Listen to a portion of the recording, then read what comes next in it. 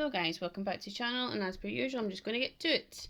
So this one, as you can see, is a close-up, and again half the face was missing, and I bet you guys are thinking, why in the hang is she picking photos that half the face is missing? I just think it looks really interesting, and I try and capture things that I find more difficult so I can push myself out of the comfort zone to try and achieve things that I've never been able to capture before.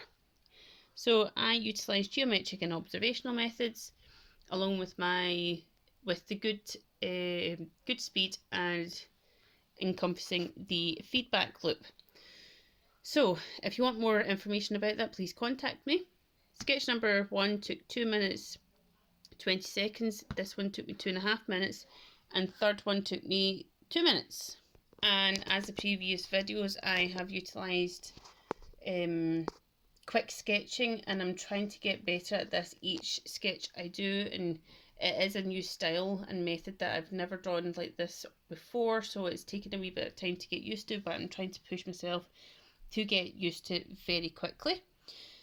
Yeah, I'm happy with the overall results. Number 2's eyes a little bit too wide, but I can live with that because number 3 I narrowed it down. So yeah, stay tuned and I shall see you next time, guys. Bye!